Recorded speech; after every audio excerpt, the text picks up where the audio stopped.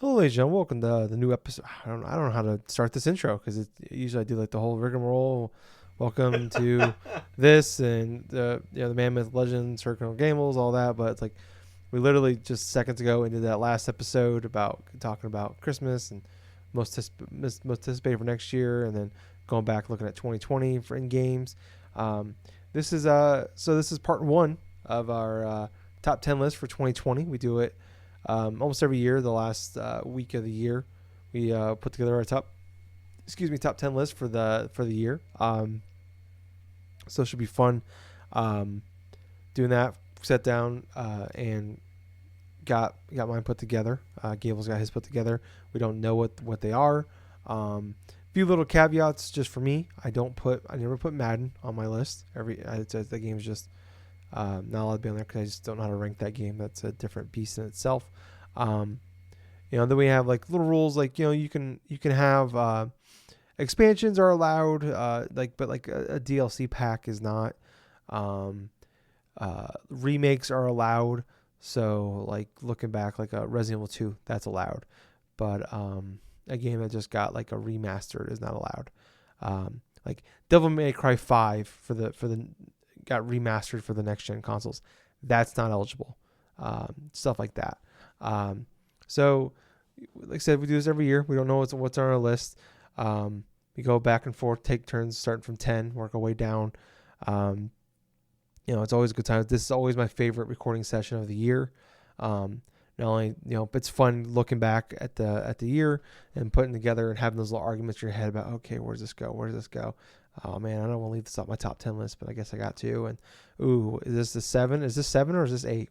Have those arguments, and I love doing it. I look forward to it every year. Just sitting down, put on my headphones, listen to some music, and set up a computer and type all my stuff out. I have some like little notes for myself. Don't want things I want to touch upon. It's just a blast. On my notebook I've had since we started this podcast 7.5 years ago that I have all of our list on. So I'm excited to start. I'm gonna get my pen going here and start writing down our lists so we can do our top 10. Then at the our next recording session, I will when we come back, I will actually put together and I do a point system where it's like if this game is Gables number 10 game of the year, it gets 1 point, and Gables number 1 game of the year gets 10 points. And then if we have the same games on our list, we'll combine those points together, and then I make a top 10 list out of that. So then every year we always end up having our overall game of the year. I can't remember. I think last year, I'm going to go back, I believe was let me see if I can find it. I think it was it Untitled Goose Game was our 2019 game of the year? I think it was, honestly. Because I had it number familiar. 2 when you had number 3. So yeah, it was our. I think, funnily enough, it was our only game that we both had on our list too. The only time in our show's history where both of us only had one game in common. Yeah, usually like most years we'll have 4 or 5 in common. Yeah. So. That last year was just a weird. I mean, I think like I talked about a bunch already. Like last year wasn't a great year, but there was a plethora of pretty good games. So that shows you where we had a total of 20 different games possible. And we had 19, where most years we'll have 14 or 13. So tells you how good last year was. But I think this year was even better. We had a lot of great top end games, and then we had some really good mid tier games as well. So. This was definitely a fun year, I think, putting together a top 10 list and having those arguments. Kind of real quick, I feel like this year was easier for me to put together where, like, usually, like, most years I'll go into it and I start having that conversations and arguments in my head and, like, looking into it, like, beginning in December, like 3 weeks before we do the podcast. I'll start working on my top 10 list, and I'll have rough draft after rough draft after rough draft, argument after argument after argument. And I feel like a lot of years I end up overthinking it, and I move things around last minute, and I always end up regretting it. And this year I didn't sit down and start putting my top 10 list together until yet last night. And I had a general idea. I wrote them all down, and I kind of looked at my list, and I had like 14 games, I think, that I'm like, these are top 10 potentials. And then just, sat down and really just putting in the top 10 didn't take too long. It was, just getting the talking points and like ranking them. I feel like really only took me a few hours. So where most years, I mean, I put like 10, 15 hours into these fucking things. So, what was your process like putting this together? To be perfectly honest with you, I mean, there were some aspects of the list that were easy, but the middle of the pack, that one was a little bit more difficult for me to decide. But it was also trying to recollect what games this year I actually did go through and play, because I did play through plenty on Game Pass, did play through plenty on PSN, and also eShop stuff earlier on this year before March. So I basically went through plenty of elimination processes and stuff. I tried to incorporate some bits of some things off of, like, say, the SNES or NES app, but at the same time, I'm like, no. In certain aspects, I mean, these games are already out and about. But like I said before, it was kind of a little bit easy to put together the list this time around, but at the same time, the middle of it just seemed kind of back and forth.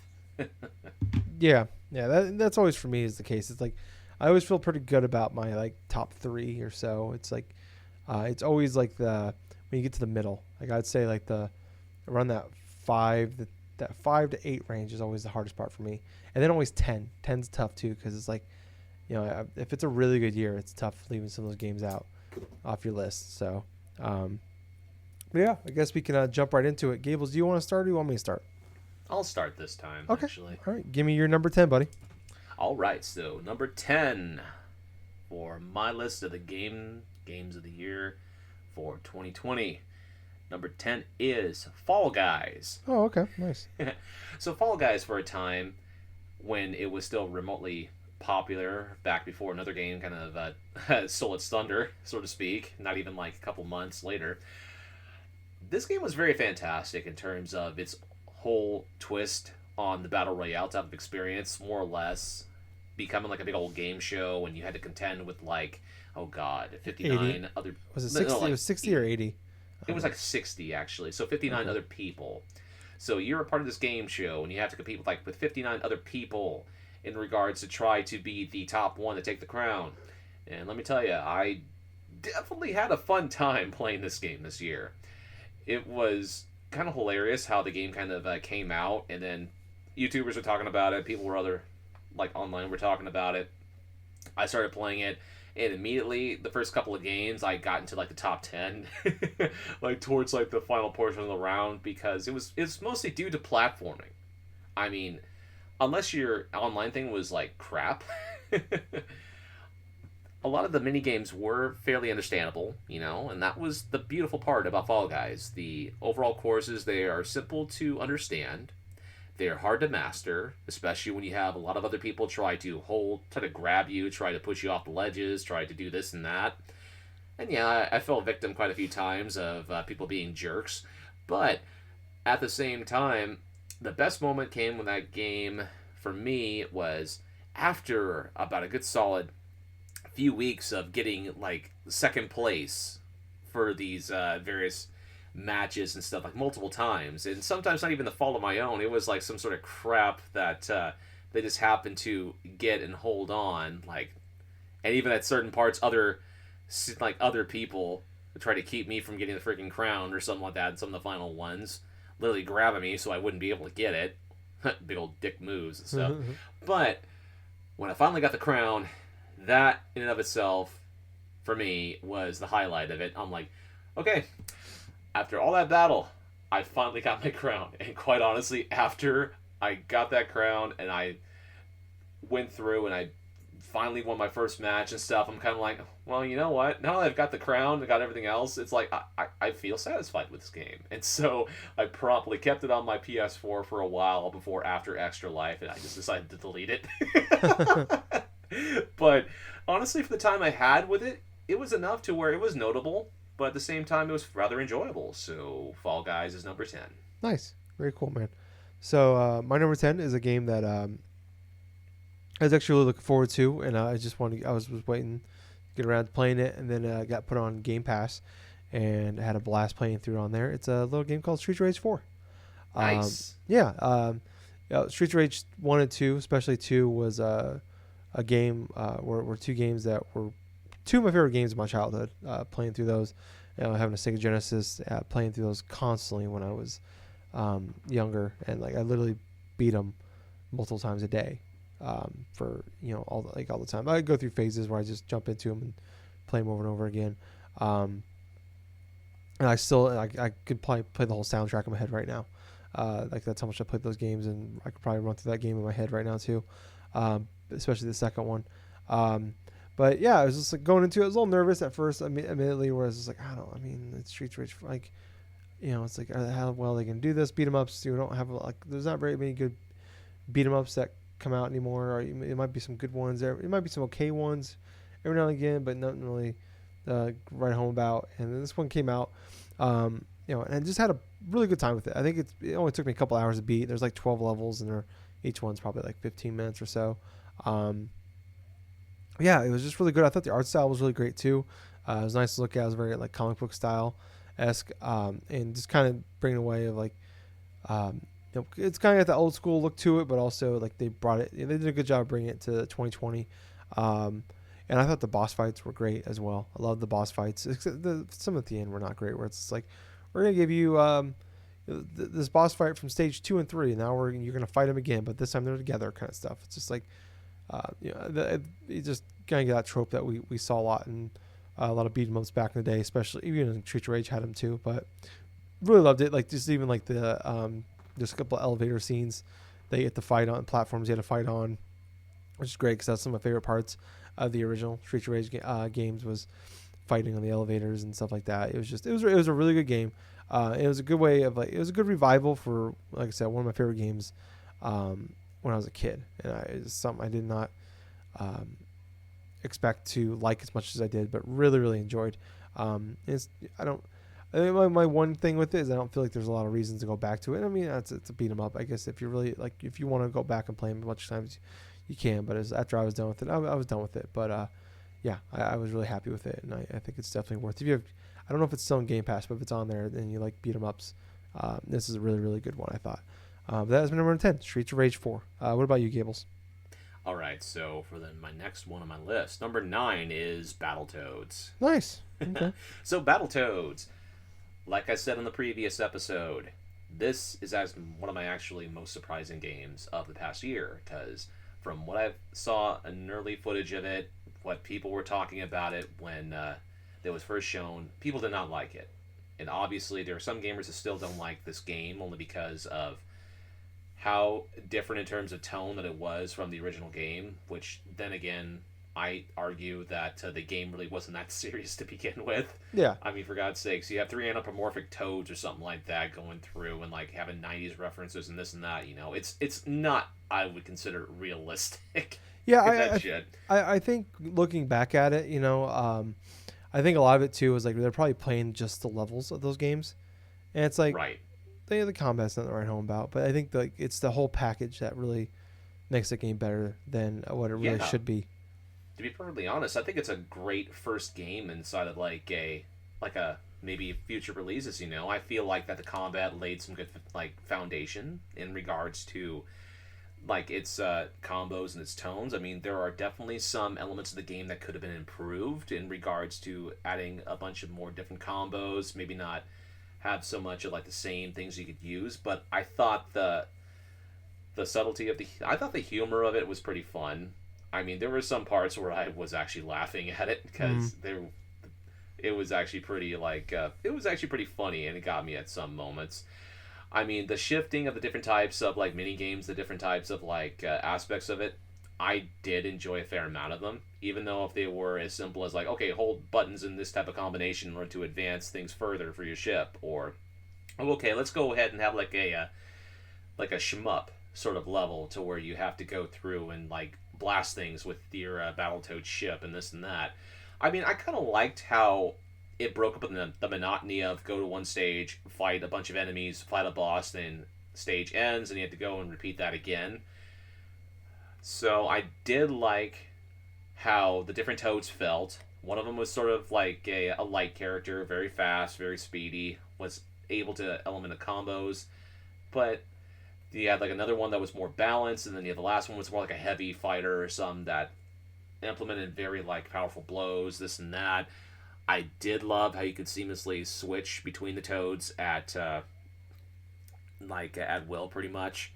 And quite honestly, the game really wasn't that bad in terms of the difficulty, in terms of the varieties of enemies. I mean, yeah, a lot of the enemies kind of felt like they took a hell of a lot of hits, really, and didn't really feel all that rewarding in some aspects.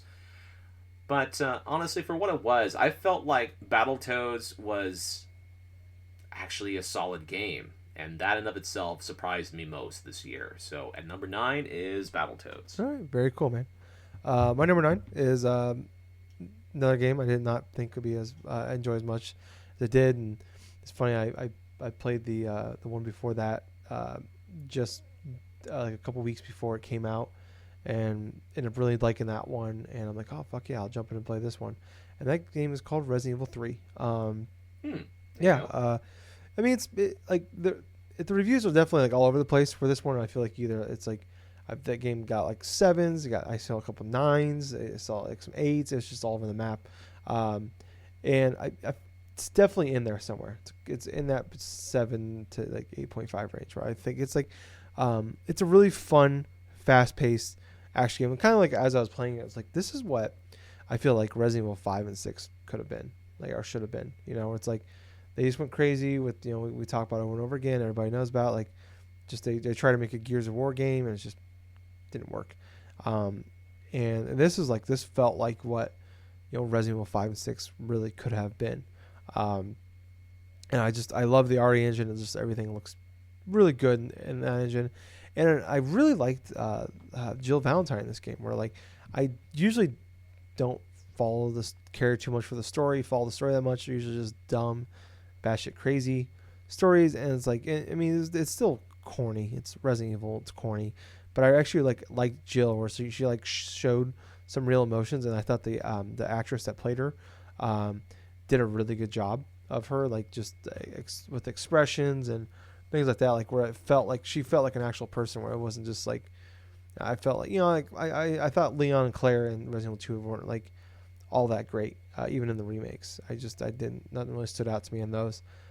Even like I played Resident Evil 7 earlier this year, and it's like I felt Ethan was okay. This was definitely one where I'm like, I really actually liked this character in Jill. And like Carlos, I thought he was good too. I thought they just did a really good job. And it's like, I think like the big complaint really is like I remember I beat the game like 4.5 hours. I think I literally beat it like I played like the first hour when I first got it, and then I beat the rest of the game in one sitting. But that's also a testament of like I really enjoyed this game because I you know ended up beating it in a sitting, essentially, or in 2 sittings. You know, but I really like this game. I don't like the item management parts. That's always a frustration to me. Like I think it took me 4.5 hours to beat this game, but an hour of that easily was me running back and forth from where I was to a safe room to like put stuff in the chest or whatever, that way you can store stuff in. But yeah, I thought it was just a really fun action game. That like, I don't know, is it worth the $60 it came out for?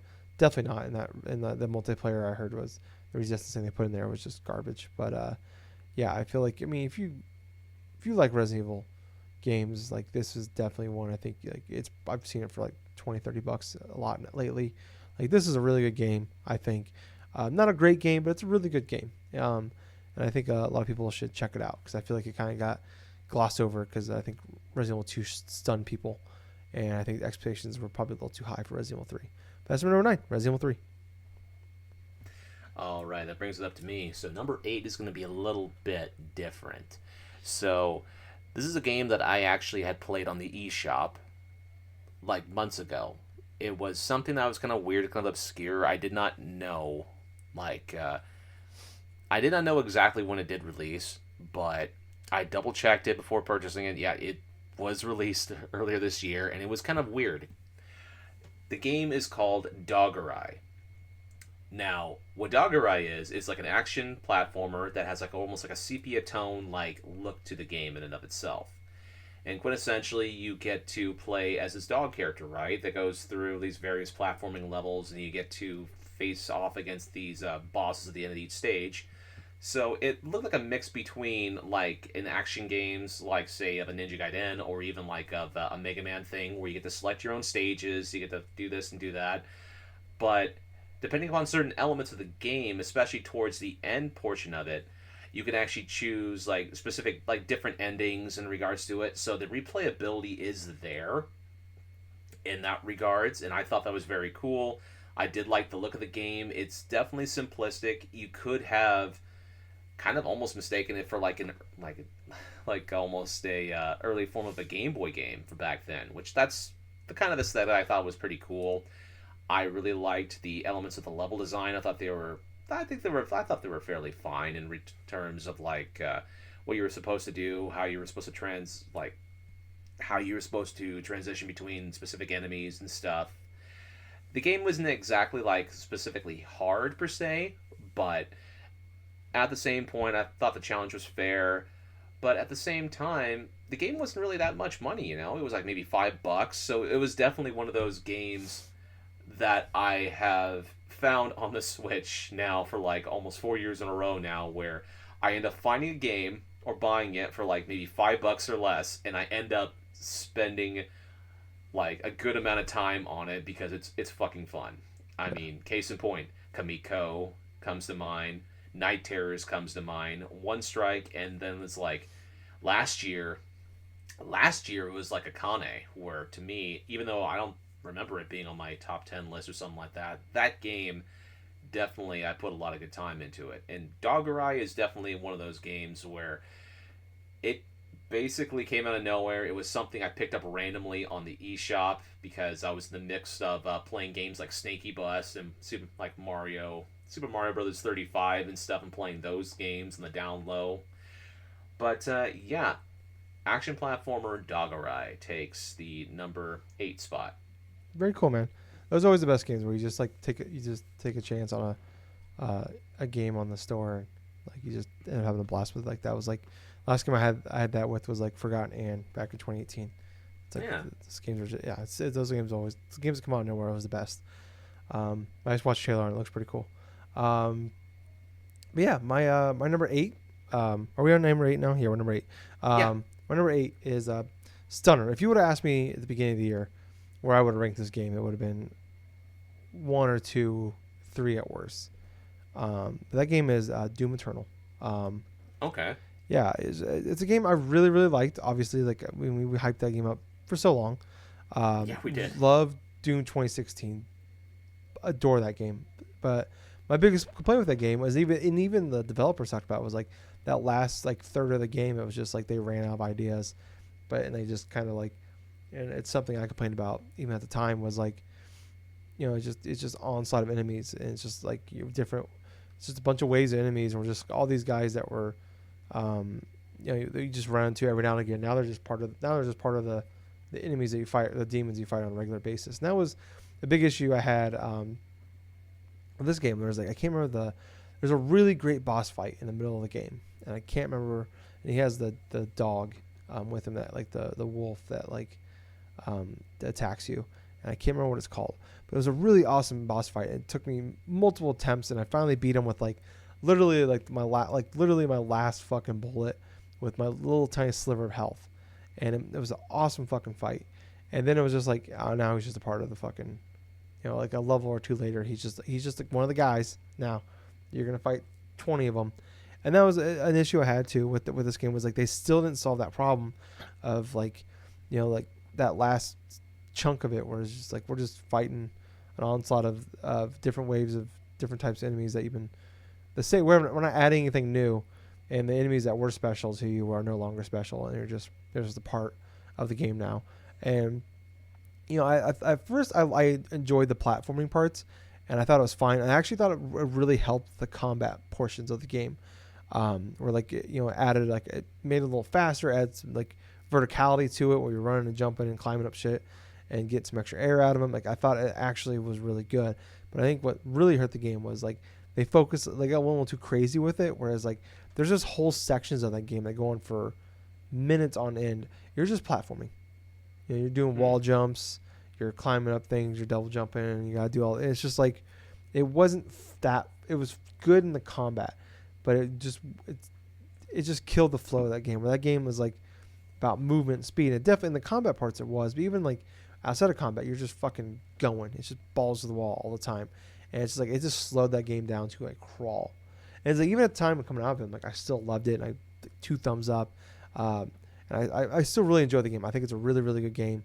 But I would argue I think Doom is a better game. I think the ways they added to I think the combat is better in Doom Eternal, but I think Doom is a better overall package. Where I liked it, like they made you like, and this is something I talked about. Like they looked at like the stats of like how many people, like a lot of people just use the shotgun or they use like 2 weapons to get through the whole game. And in this game, like they made you use your whole arsenal of weapons, where it's like you had to like certain weapons would take out certain parts of enemies. Like there was like they're weak against certain things, and each enemy had weak spots on them that you got to use certain weapons to destroy those weak spots before you can really get damage in there or take out their big weapons, like take out the spider's cannons, things like that. And it's like it really made you use all of like your whole arsenal. You had to use it. You got to get used to using everything and really get good with all of them. And I thought that was great. I loved all that, but it was like the in between sections, and there was a good chunk of them where it just killed that game for me. It really did. And it's like I said, I really like this game a lot. I'm not trying to like bag on it, but like it was definitely like when I was thinking of like most disappointing games of the year, this was one of those games that like one of the first games that popped in my head was this game. Just because like I said, it's still a fantastic game. Like I mean, if you like Doom 2016, still check it out. But it was just yeah, I think part of the problem is definitely like how much I hyped that game up. Where like this was my most anticipated game. 2 years in a row was my most anticipated game because it got delayed from 2019 to 2020. So yeah, Doom Eternal number 8 for me. Stunning to me. What about you, Gable? What's your number 7? Number 7 is Among Us. Oh wow, okay. Let me tell you something. Before this game came out, I knew next to nothing about it. I knew that the game released like a few years ago, but it didn't really gain traction until this year, and that was because of a couple different factors. And honestly, it did have a console release not too long ago on not only the Switch, but also on the Xbox One. And I gotta admit, though, it's like playing through Among Us, especially with a group of friends, getting things all like under the cuff and stuff, it was a fantastic experience. And I gotta admit, it harkens back to like some of the murder mysteries, like the whodunit sort of games and stuff, or even like how back in the day you would play these type of board games like Clue or whatever the hell. You're just trying to guess, who did this and where and stuff like that, and you're basically taking certain people's word of mouth and stuff. And if it contradicts certain things, or if you catch someone instead of a lie and stuff, it just makes the game even more hilarious when you have specific moments or something that happen that you didn't even intend to. Like the one I'm referring to was the one where I did absolutely nothing because I did not know how to go through and sabotage things inside that match, and I end up winning the damn thing as the imposter. And everybody in the freaking party is like, it's like, Gables, you gotta tell us, how the fuck did you do it? And I, through my monitor to the monitor of one of our friends, I looked at him and like, I won by doing absolutely nothing. Yeah. You just hid in the background and nobody figured it out.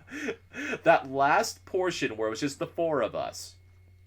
Tyler, you were one of them. I was one of them. And then like there was 2 other people with us. And I had it to where if they wouldn't have moved like further than what they could, if one of them went, because my initial thought going in through there was you went to the left side of the map. I went through with the other 2 near the right side of the map.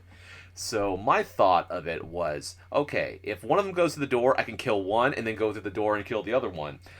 And obviously that would have gave me the win. But no, I decided to do nothing, and all of a sudden it basically was I won the match by default. Yeah, we just all eliminated. We all turned on each other, eliminated each other, and then gave us one.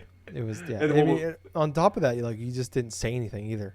Like during discussions, you just were quiet. So it's like we just basically forgot you existed in this game. That's exactly what happened seen too. Nor heard. That's exactly what ended up happening too. I wasn't. I ended up being ignored throughout the entire thing, and then like nobody realized it up until I won the match. Yeah.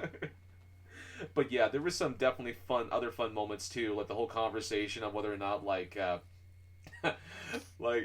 oh man, the way you were trying to trying to defend yourself or something like that against like Jake and everyone else. It's like all of a sudden you get ejected. Yeah. Like, I kept getting ejected, and like, I mean, there's a couple times where I was definitely, I was the guy, but like, there's a lot of times where I didn't do anything, and I got ejected. It's just like everybody just turned on me for no reason, and I had no idea what I was doing, and everybody's like, "Well, explain what you're doing." I'm like, "I don't fucking know. I was swiping a card."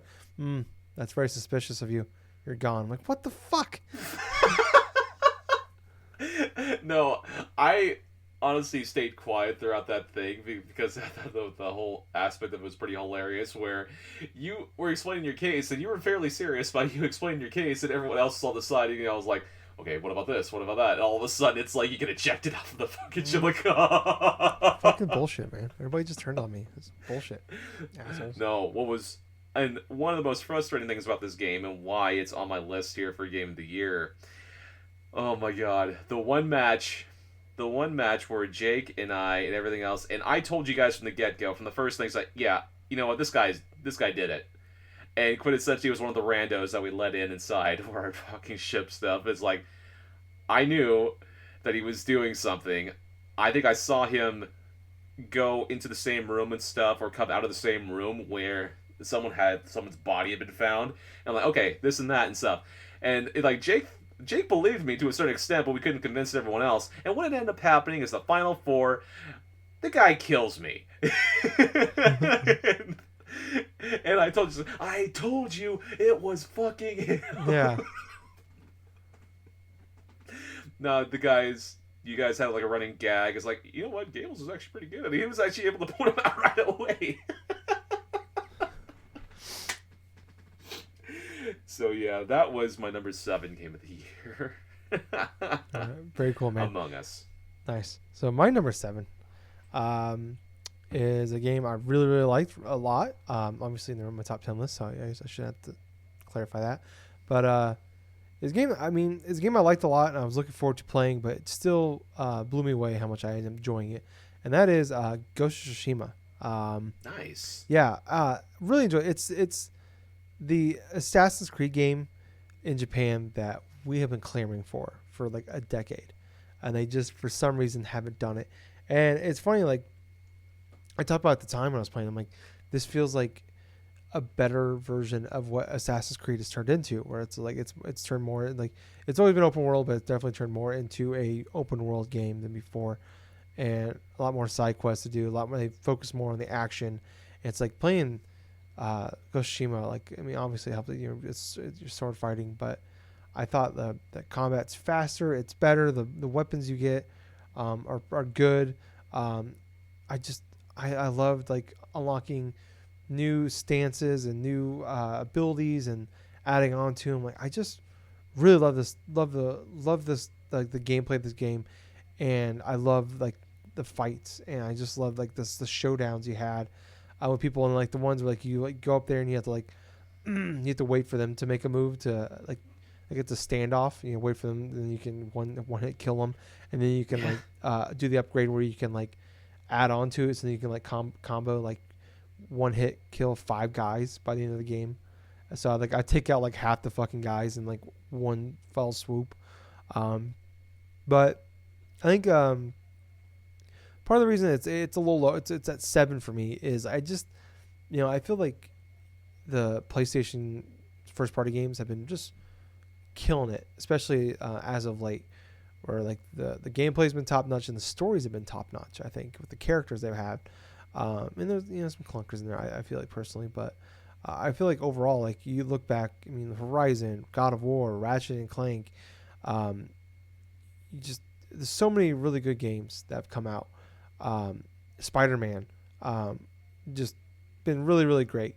And I feel like Jin and the characters game just didn't click for me. I didn't really feel like, I mean, I know it's like he's the samurai. He's like the story I thought was pretty good, where he's dealing with like he's become an assassin because he knows that the way the samurai fighting with honor and not sneaking up on your enemies, fighting face to face.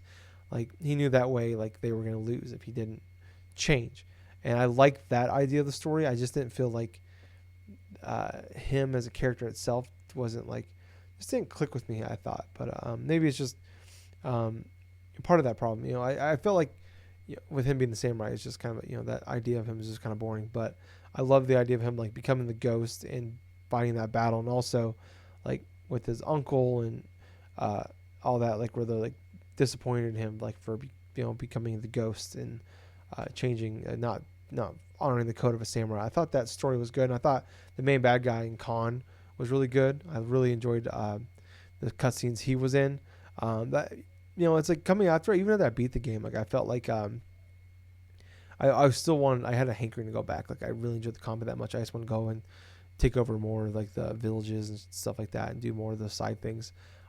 It's a really good podcast game too, where you can just pop on some podcasts. Like I flew through so many podcasts, just like putting the game on, playing it, just fucking flying through, man. Just having a great time, and it wasn't like I was forced myself to keep playing. I was just like knocking out podcast hours on end, just playing through. I think I ended up putting almost 30 hours into the game before I beat it. Actually, no, I went over 30 hours when I beat this game. Wow. I think I was like 34 hours in.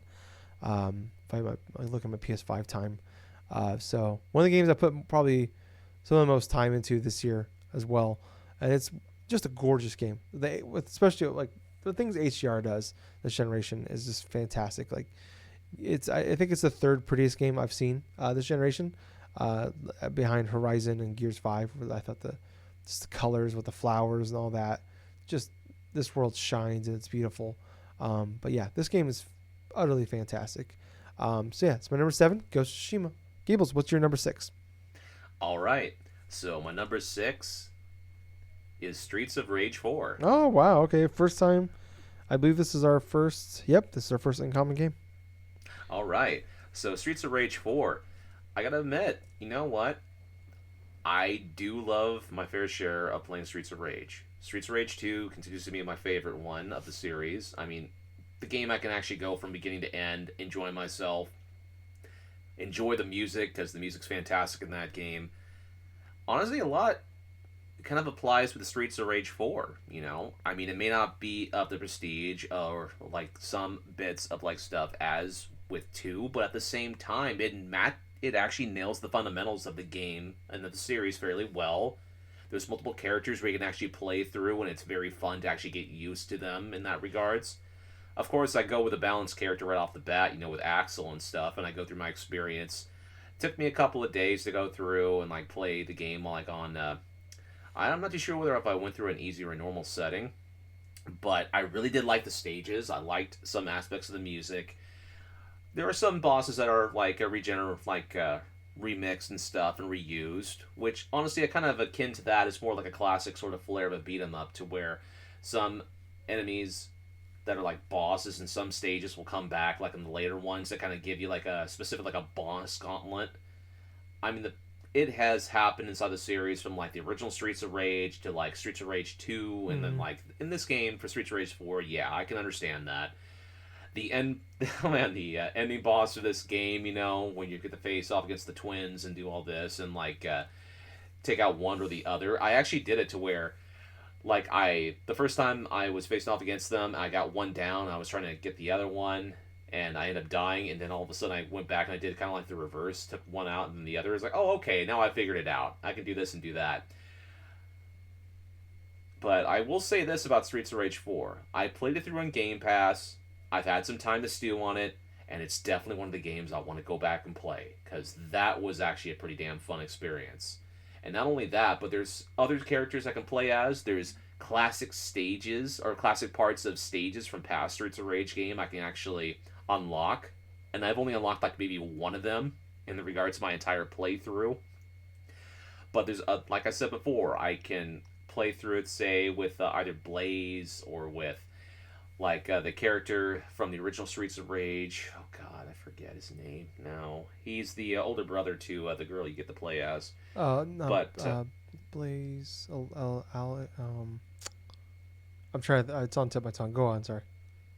Okay, that, and I think you can actually play classic Max from Streets of Rage 2 as well. Yep. But yeah, I'm more or less kind of interested in seeing like how I can actually get better at playing that game, because one of the things about Streets of Rage 2 that people really love to do is speedrun it. And this game, Streets of Rage 4, is ripe to do speed runs and stuff. High level play of Streets of Rage is insane to me because it's awesome the way they were able to go through and match timing to specific characters or actually go through that. And I bet this game is actually a ton of fun to try to master a lot of the challenges and getting into like a higher difficulty and doing this and doing that. So that's part of the reason why it's my number 6 game of the year for 2020. It's a return to form to the series. It's a game where when it was announced, I was like, really, there's a new Streets of Rage game. And I didn't think much of it until finally it landed on Game Pass, and one day I just downloaded it and started playing it. And I'm like, hey, this is fairly good. This is fairly reminiscent of the classic Sega Genesis games. Okay. So it ended up becoming one of my top games of 2020. All right, very cool, man. It's pretty funny. Didn't expect to have multiple beat 'em ups in the year 2020. It's funny. You had, my number 10 is your number 6, and your number 9 is my number 6. It's Battletoads. So, I really like this game. It was the perfect game. I think it came out like August. Perfect game we needed after just the onslaught of just dark games of playing, plus the lockdown, just everything going on, and it was just a really fun, solid. Like, took me like 2.5 hours to beat. I think it took you about the same amount of time, and Yeah. like I said, like like coming in, like people were saying the game was just not very good. And I agree. I think like the gameplay isn't like if just on gameplay merit alone, it's not great. Like you don't need to play this game for the gameplay. I think it's like I said, it's the whole package. It's really the story and the characters that really make this game stand out. And the art style is really good too. I like I said, like you said it really well. Where it's like if it was just the beat 'em up parts, I think it wouldn't rank as high on my list. Where it's like it's the other stuff. It's like the quick time event stuff. It's the top down shooter part. It's the platform. I didn't like actually like the platform at all, but I mean it was a break from the norm. But it's just like I loved everything, like just like when like after they get knocked out of like the world they're in, they come back to the real world and no one gives a shit about them. Like they went from being superheroes and superstars to now they're working mundane jobs where like one of them's like he works in an office and there's people like talk shit about him at the water cooler, and like it keeps cutting over there and he looks over there and they stop talking. It goes back to him. He's in the computer doing his work, and then you hear him talking, and then you look back over, and they stop talking, and then like, one of my favorite parts is when Pimple accidentally joins a death cult, and they like gets mad at him for like their stupid like beliefs, and they get mad at him, and he ends up killing all of them. They're doing like a mass suicide, and he ends up killing all of them, which is just great. The banter with the Dark Queen I thought was just really good too. Pretty much all the cutscenes I thought were great. Like this is a game like multiple times had me laugh out loud. Like that's how good this game was. You just reminded me of a moment from the game to where they do the Toad Shambo. Yes. And like they do the like between like themselves and the Dark Queen, and all of a sudden it's like it keeps on going. It's like the Dark Queen loses. And the Dark Queen loses, and she gets progressively more angry each match. yeah, it's great. Yeah, it's like every time she loses, it's fucking great. No matter what she does, she loses. And it's just like the whole game is good. I had a blast. Like I kind of just want to go back and just watch the cutscenes of this game because it's fucking funny. Just the whole thing. It's a great game too, where it's like it doesn't overstay its welcome. Which is perfect. Like I hope we get a Battletoads too, because I love this game. It's really fun. Like it's on Game Pass. It's definitely one of those games where like if you have Game Pass, this is a game you need to check out, especially.